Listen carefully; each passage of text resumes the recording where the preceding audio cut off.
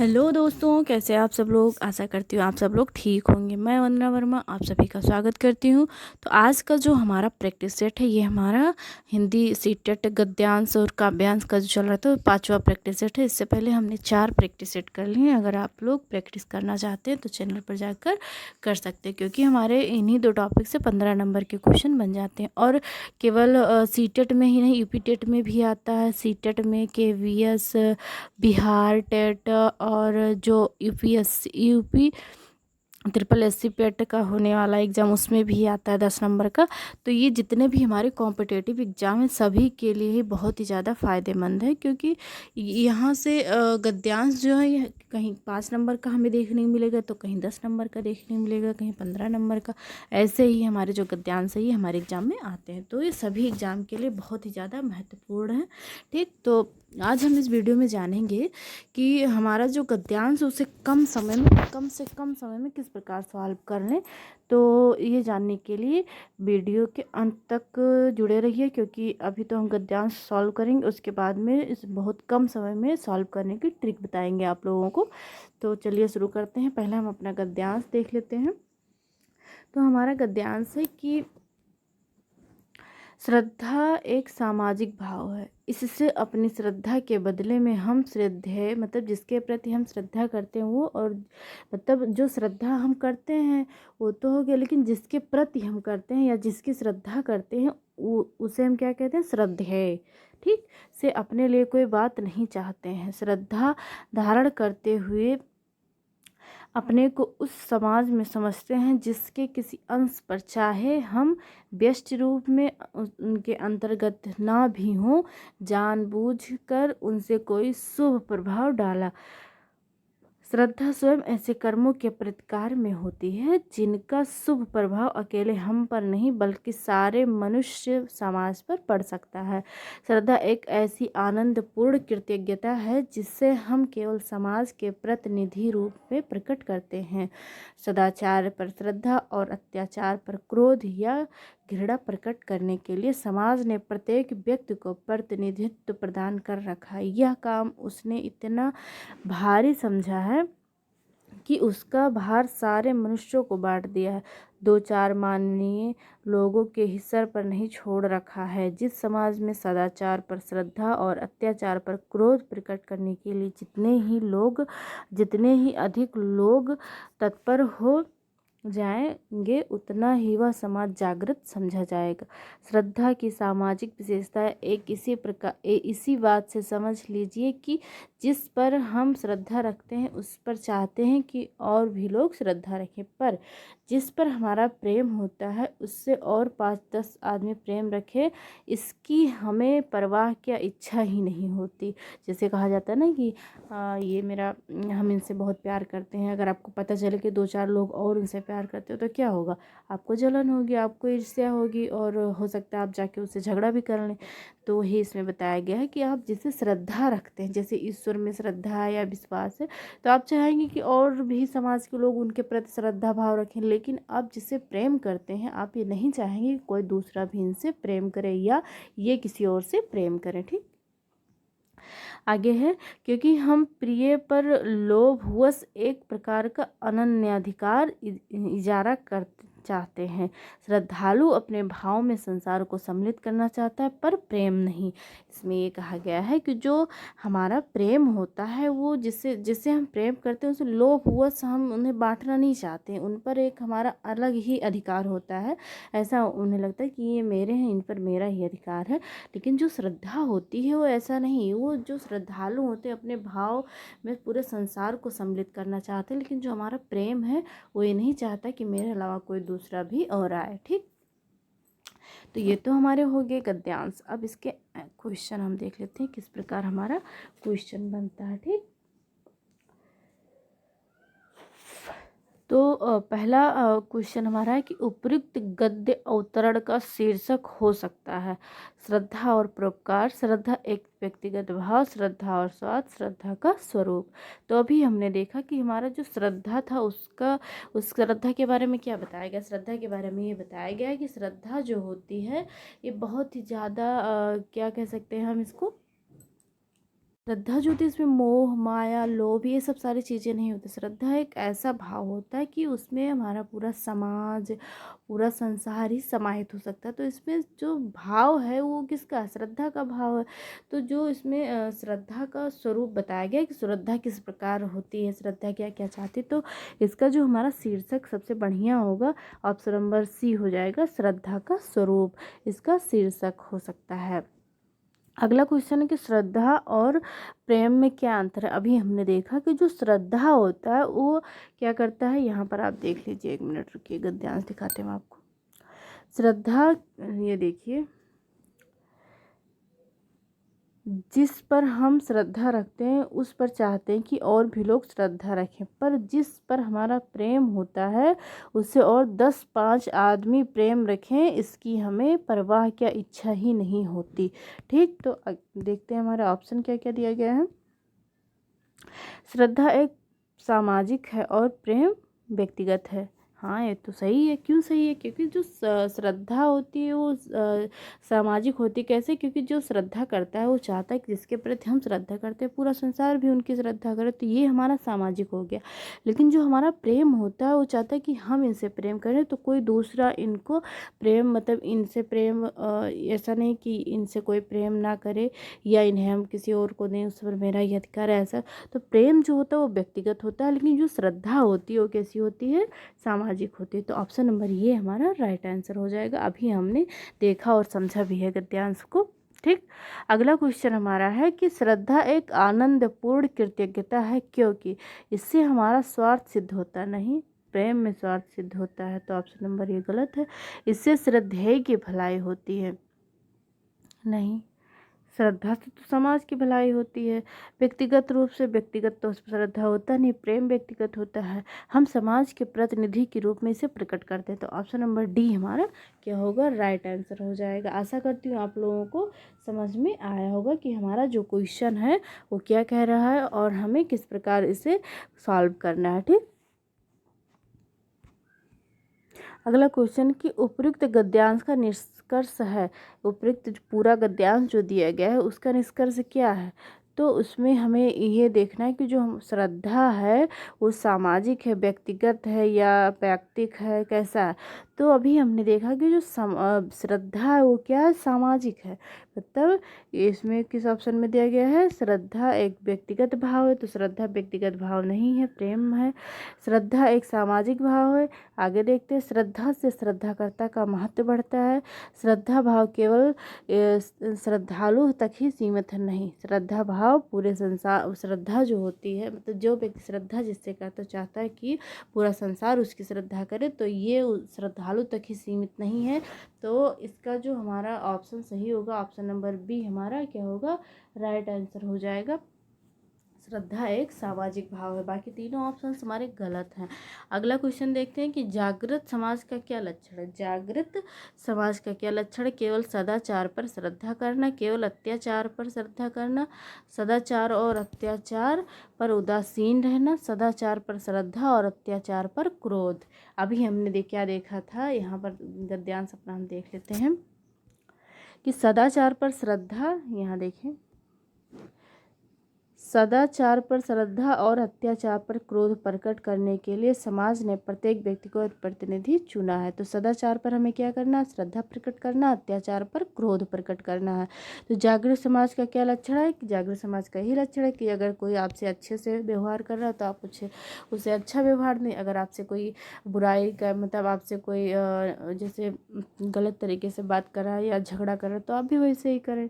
ठीक, तो option number D हमारा राइट आंसर हो जाएगा। आशा करती हूँ आपको ये गद्यांश समझ में आया होगा। अब हम जान लेते हैं कि जो हमारा गद्यांश अभी हमने यहाँ पर किया, तो यहाँ हमारे पास बहुत सारा टाइम है, हम 1 घंटे का टाइम है, तो हम 1 घंटे का टाइम, इसमें हम लोग क्या है कि अच्छे से गद्यांश पढ़ सकते हैं। इतना ज़्यादा प्रेशर भी नहीं कि हम तुरंत भूल जाएंगे, लेकिन हमारे एग्ज़ाम में ऐसा नहीं होता है। एग्ज़ाम में एक तो लिमिटेड टाइम होता है कि हाँ इतने ही टाइम में आपको सारे क्वेश्चन सॉल्व करने, ऊपर से टाइम का प्रेशर, ऊपर से इतना ज़्यादा प्रेशर होता है कि कहीं हमारा क्वेश्चन ना छूट जाए या गलत ना हो जाए। तो प्रेशर और मतलब जैसे इतना ज़्यादा दबाव हो जाता है कि हम चीज़ों को बहुत जल्दी भूल जाते हैं एग्ज़ाम में। तो अगर हम ऐसा करेंगे, गद्यांश को पहले पूरा पढ़ेंगे, फिर क्वेश्चन पढ़ेंगे, फिर सॉल्व करेंगे। तो अच्छा, मान लीजिए आपने गद्यांश पढ़ा पूरा, ठीक। उसके बाद में जब आप क्वेश्चन पढ़ने गए तो आप तो भूल ही गए कि भैया गद्यांश क्या था। आप क्या करेंगे, फिर दोबारा पढ़ेंगे। तो आपने कितनी बार गद्यांश पढ़ लिया? 2 बार। मान लीजिए आपको पहले जब आप पढ़े थे तो गद्यांश पढ़ने में आपको लगा 3 मिनट का समय, ठीक। पर जब आप क्वेश्चन पढ़े तो आपको आंसर ही ना निकला, आप भूल गए गद्यांश को कि क्या पढ़े थे हम। दोबारा पढ़े, फिर 3 मिनट का समय लगा, आपके 6 मिनट हो गए बर्बाद। बीच में आपने 1 मिनट क्वेश्चन पढ़ने में लगा दिया, हो गया 7 मिनट, ठीक। अब 10 नंबर का आपका क्वेश्चन है, आपने 10 नंबर में से एक भी क्वेश्चन नहीं सॉल्व किया और आपके 7 मिनट जो है वो ख़त्म हो गए हैं। तो इस प्रकार आपका जो टाइम है बहुत ज़्यादा लॉस हो जाएगा। तो इससे अच्छा है हम एक शॉर्टकट ट्रिक अपनाएं कि सबसे पहले क्या करें, गद्यांश पढ़ने के बजाय पहले हम क्वेश्चन को पढ़ लें, समझ लें, उसके बाद में हम गद्यांश पढ़ें। और जैसे जैसे हमें गद्यांश का आंसर मिलता जाए क्वेश्चन का, वहाँ पर हम टिक करते जाएँ कि ये क्वेश्चन नंबर 1 का। जैसे हमें जब गद्यांश पढ़ेंगे तो हमारे दिमाग में तुरंत क्लिक कर जाएगा कि हाँ ये चीज़ जो है ये हमारे क्वेश्चन में पूछी गई है। तो आप क्वेश्चन पलट के देख लें कि कौन सा क्वेश्चन है, इस क्वेश्चन में ये पूछा गया था, आप वहाँ टिक कर दें कि ये 2 नंबर का है, ये 5 नंबर का है, या 3 नंबर का। तो इस प्रकार आपका टाइम भी बचेगा और मतलब जो क्वेश्चन का आंसर है वो भी गलत होने के बहुत कम चांसेस हो जाएंगे। आशा करती हूँ मेरी बात जो है आप लोगों को समझ में आई होगी। अगर कुछ ऐसा लगे कि हाँ आपको दूसरी तरीके से या नए तरीके से कुछ मतलब सॉल्व कर सकते हैं तो वो भी आप ट्राई कर सकते हैं। अगर आपको ऐसा अच्छा लग रहा हो कि आप पहले गद्यांश पढ़े, फिर क्वेश्चन पढ़े, फिर गद्यांश पढ़ें, तो इससे आपका जो क्वेश्चन की बात ही छोड़िए, जो आपका टाइम है, लिमिटेड टाइम रहता है, 150 क्वेश्चन होते हैं। जब आप केवल उसी पढ़ने में 10-15 मिनट निकाल देंगे तो बाकी क्वेश्चन कैसे करेंगे। तो अगर आपको ऐसे ईजी लगता है पढ़ना कि पहले गद्यांश पढ़े फिर क्वेश्चन, तो कर सकते हैं, लेकिन आपका टाइम बहुत ज़्यादा ख़राब हो जाएगा। आपका टाइम जो है वो फालतू में वेस्ट होगा। आप अगर उसे और कम समय, जैसे 10 मिनट का समय लग रहा है आपको, ठीक, अगर आप उसे 5 ही मिनट में कर पा रहे हो, अगर दूसरी तरीके से करते हो पहले क्वेश्चन फिर गद्यांश, तो आप 10 मिनट वाला चूज करेंगे, या जो आप 5 मिनट में कर रहे हैं वो। अगर आप 5 मिनट में इसको अपना गद्यांश पूरा कर रहे हैं 10 नंबर का, तो आपका 5 मिनट बच ही तो जाएगा, तो दूसरे क्वेश्चन में लगा दीजिए। तो सबसे पहले आप लोग क्या करेंगे, पहले क्वेश्चन पढ़ेंगे, फिर गद्यांश पढ़कर अपना क्वेश्चन सॉल्व करेंगे, ठीक। ये करके आप देखिएगा, ठीक। तो अगला जो हमारा गद्यांश है, इसमें हम जो अपना ट्रिक बताए हैं कि पहले क्वेश्चन पढ़ना फिर गद्यांश, तो वो चीज़ें हम इसमें अप्लाई करेंगे और आपको प्रूफ के साथ दिखाएंगे कि हमारा टाइम जो है कितना मतलब बच जाता है। और यहाँ पर हम बहुत आराम से करवा रहे हैं लेकिन इतने आराम से आपको एग्ज़ाम में नहीं करना है, क्योंकि वहाँ पर आपको क्या करना है, क्वेश्चन जो आपका यहाँ पर तो अनलिमिटेड टाइम है, ठीक, लेकिन वहाँ जो आपका टाइम होता है वो बहुत ही कम होता है। 100-150 क्वेश्चन होते हैं, 2 घंटे का आपका एग्ज़ाम होता है। तो आप लोग बहुत अच्छे से करिएगा और ऐसा कि समय रहते हुए सारे क्वेश्चन हो जाए। और क्वेश्चन आपको ऐसा अगर ऐसा होता है कि कोई ऑप्शंस ऐसे हो जाते हैं कि सारे जो ऑप्शन होते हैं एक ही जैसे दिखते हैं, थोड़ा बहुत अंतर होता है। अगर आप लोग नहीं कर पा रहे हैं तब भी आपको टिक करके आना है, छोड़ना नहीं। हो सकता है तुक्का ही सही चला जाए, तो कोई भी क्वेश्चन आपको नहीं छोड़ना है, सारे क्वेश्चन करके आना, क्योंकि माइनस मार्किंग तो है नहीं कि हाँ निगेटिव मार्किंग है, आपके नंबर कट जाएंगे। इसीलिए सारे क्वेश्चन करके आना और एक भी क्वेश्चन नहीं छोड़ना आप लोगों को। तो अब जो हमने अभी ट्रिक बताया है वो अप्लाई करेंगे हम इस गद्यांश में। सबसे पहले हम क्वेश्चन पढ़ लेते हैं, उसके बाद में क्या करेंगे, अपना गद्यांश पढ़ेंगे और क्वेश्चन सॉल्व करेंगे, ठीक। तो गद्यांश दिया गया है उसमें जो हमारा क्वेश्चन है, पहले क्वेश्चन देखेंगे, उसके बाद में गद्यांश हम सॉल्व करेंगे। तो पहला क्वेश्चन है कि भक्ति किसे कहते हैं। प्रेम की आनंदात्मक अनुभूति को, भगवान के प्रति प्रेमानुभूति को, लोक की आनंदात्मक अनुभूति को, या धर्म की रसात्मक अनुभूति को। ये हमारा भक्ति हो गया, पहला क्वेश्चन ही हो गया। दूसरा क्वेश्चन है कि अपने मंगल और लोक मंगल के संगम के लिए मनुष्य को अपने हृदय के प्रसार का अभ्यास कहाँ करना चाहिए। दूसरा क्वेश्चन हो गया। तीसरा क्वेश्चन है कि शासन की पहुंच कहाँ तक होती है। चौथा ऑप्शन है क्वेश्चन है किस वृत्ति के प्रसार से संसार के साथ जीवन का प्राकृतिक सामंजस्य घटित होता है। और पांचवा है कि धर्म के क्षेत्र में शक्ति भावना किससे जागती है। तो ये हमारे हो गए क्वेश्चन, ठीक। अब अपने गद्यांश पढ़ते हैं। शासन की पहुंच प्रवृत्ति और निवृत्ति की बाहर अब शासन की पहुंच बहुत प्रवृत्ति और निवृत्ति की बाहरी व्यवस्था तक सीमित होती है। इसमें हमारे क्वेश्चन में एक शासन की पहुंच तक दिया गया था क्वेश्चन। कौन सा क्वेश्चन है हमारा, ये देखिए, ये रहा हमारा, ये देखिए अभी हमने क्वेश्चन पढ़ा और आगे सबसे पहला ही हमारा क्या है, शासन की पहुंच कहाँ तक होती है। तो ये हमारा हो गया। अब शासन की पहुंच हम देख लेते हैं कहाँ तक बताई गई है। तो शासन की पहुंच प्रवृत्ति और निवृत्ति की बाहरी व्यवस्था तक होती है। तो किस ऑप्शन में, निवृत्ति, प्रवृत्ति और निवृत्ति की बाहरी व्यवस्था तक। तो ऑप्शन नंबर ये हमारा राइट आंसर हो गया। एक क्वेश्चन हमारे लग गया मुश्किल से 30-35 सेकंड लगे होंगे। ठीक, आगे देखते हैं हम लोग।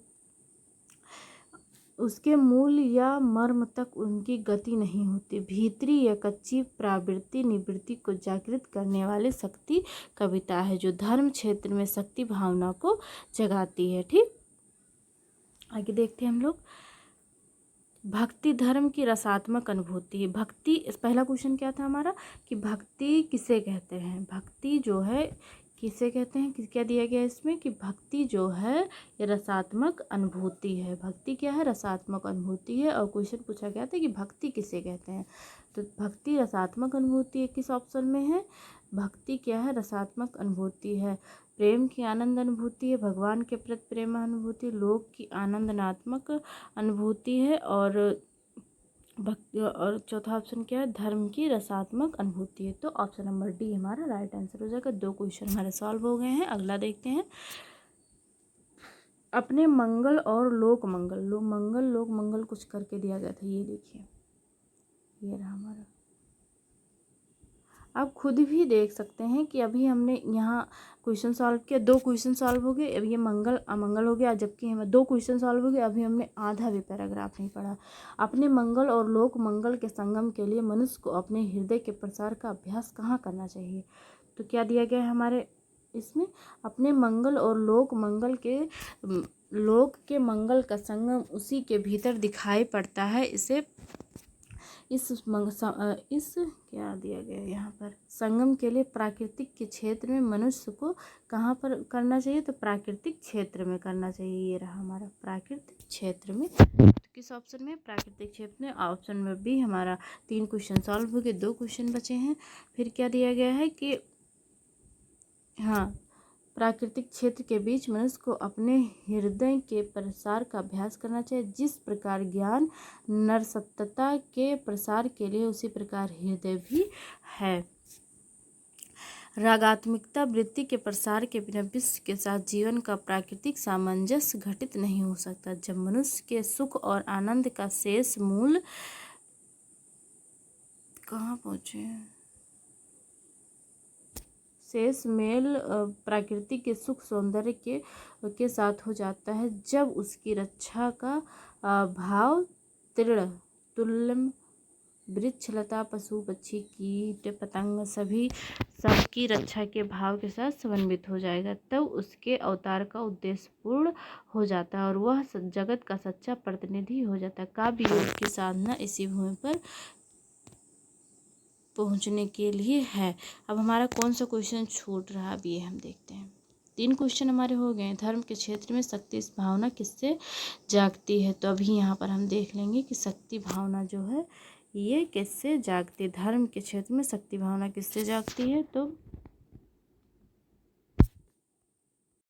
यहाँ पर देखिए,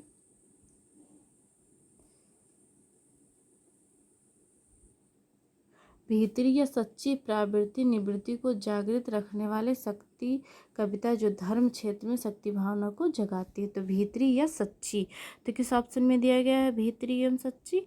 तो अपना क्वेश्चन देखते हैं हम।